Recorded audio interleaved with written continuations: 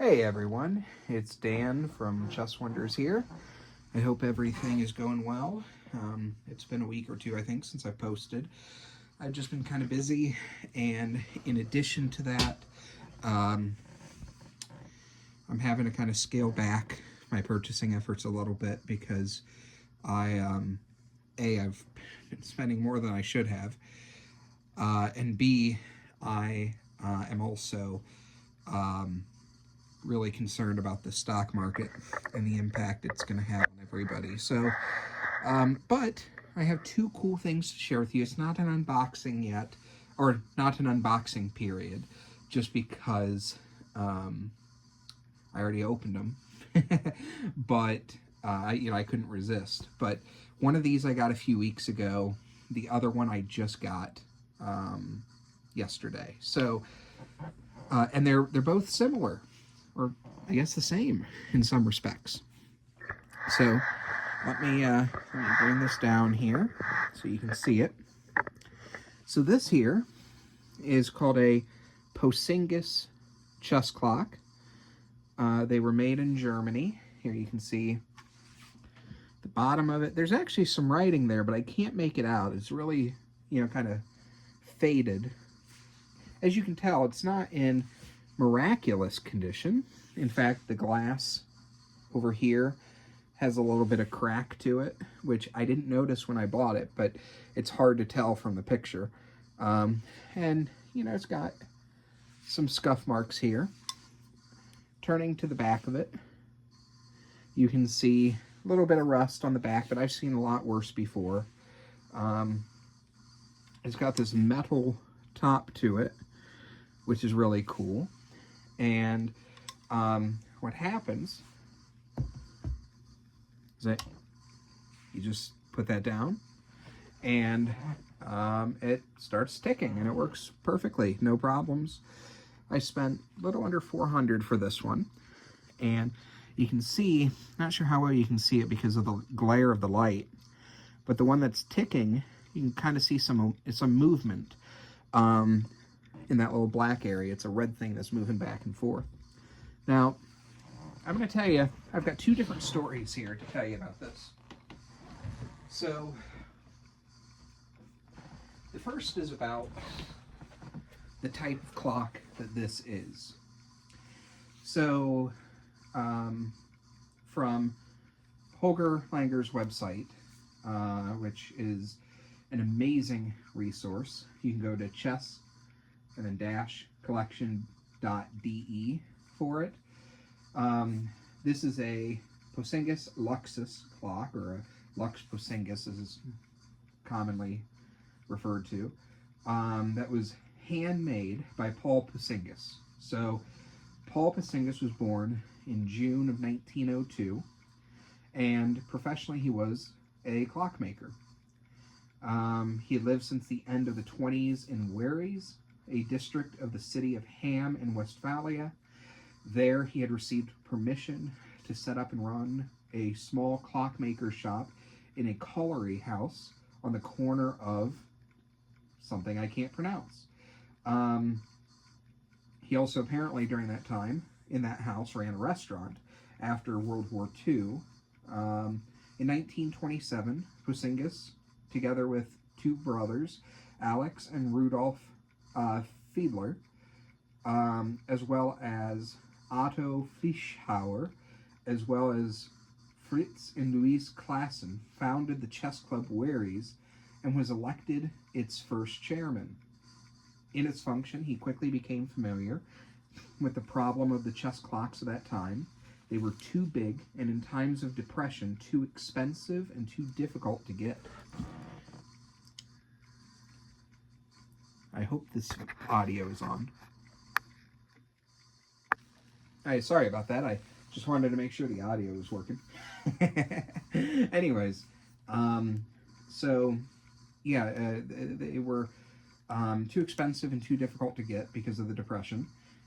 So he and his brother developed a small chess clock, which was easy to produce, and nevertheless reliable and robust, and which at that time heralded a new epoch in the chess world despite competition from Theo, Max Andrus, and probably also Junghans. It is said that there was a case of industrial espionage. A clock representative is said to have visited Posingis and seen him working on the clock. A short time later, a very similar design was patented, but we don't know if that was true or not. However, he never did receive a patent on his clock, but apparently there was a patent application that had failed, and that his clock shop was never very profitable, which is why he wanted to open the restaurant that I mentioned already. Every single clock manufactured was handmade, and according to this, they belong to the most reliable chess clocks ever made.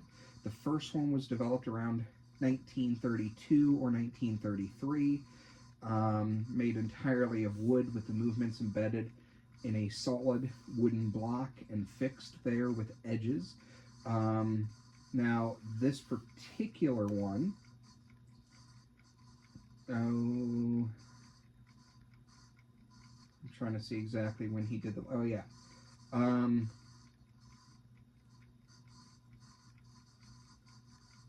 The Luxus clock, which is this one here, was likely produced around like 1935, 1936, somewhere thereabout. Now, he continued to produce chess clocks until 1966, and eventually shut down his shop. So, you know, there's a lot more history, well, not a lot more, but there's more history here about him that I can definitely recommend. However, there is something else I want to show you too. So I purchased this, and then a week later, another opportunity came about. And my understanding is these are quite rare clocks. So I feel very blessed with both of these. But I have acquired, for only $123, I might add, another, oh boy, Posingis clock. Oh, come on. There we go. I'm trying to be extra careful here. I don't want to do that. In its original box, with everything other than the instructions, I got this on eBay. $123.30. Same model, obviously a different color, in almost perfect condition. There's a little bit of scraping up here at the top, and the clock face on this side is a bit dirty. I don't know if you can see it in the video. The back of it is really nice. On these, by the way, you can see P. Posingis written on the metal, or not written, but, you know, etched or engraved into the metal. Now, this clock has a very interesting history to it. So, again, original box. You can even see, like, the original packaging inside. That's straw down there at the bottom. But there's also something else. First off, the second person who acquired this clock, and it was in the 1950s, stamped their name and address on the bottom of it.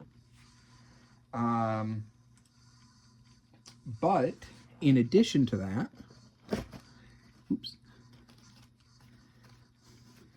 this clock actually has some interesting provenance. It was owned by a guy named Imre Koenig.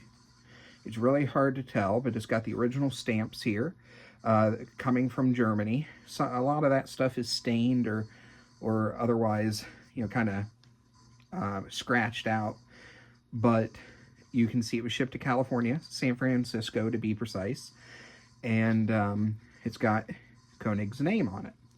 It also has the name of the person who purchased it from Koenig in the 1950s. I believe this was acquired by Koenig in like 51 or 53, somewhere thereabout. Now, if that name sounds familiar, it's because Mr. Koenig was an international master of chess. He was born in Kula, lived in Austria, England, and then the USA. He was a chess master representing Yugoslavia and Great Britain. He ended up moving to the United States in 1953, so that's when he would have acquired this clock. And he was awarded the International Master title in 1951. So I believe I am only the fourth person to own this clock. It would have been Koenig, then it would have been the one gentleman who purchased it, whose name is stamped on the bottom. Then it would have been that person's grandson, I believe, who ended up coming into possession of the clock. And I was very fortunate to get it on eBay. So I was expecting it to go like $600 or $700, especially the provenance, the original box, all of it.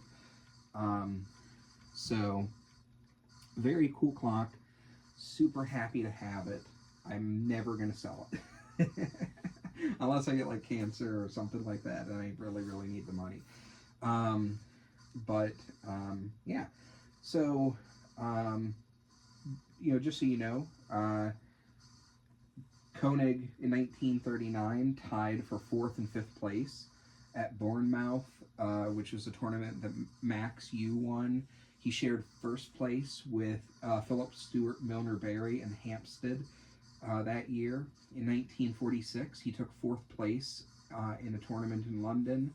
And in 48 and 49, he took 2nd place, only behind Nicholas Rossalimo in the Hastings International Chess Congress. So he died at, I think it was 1992. Yeah, he was like 91 years old or thereabout. Fantastic specimen. So yeah, that's all I got for you today. Just wanted to share that. And if you like my video, please like it. Hit the like button. Follow me if you're not following me already. And I'm looking forward to next time. Thanks.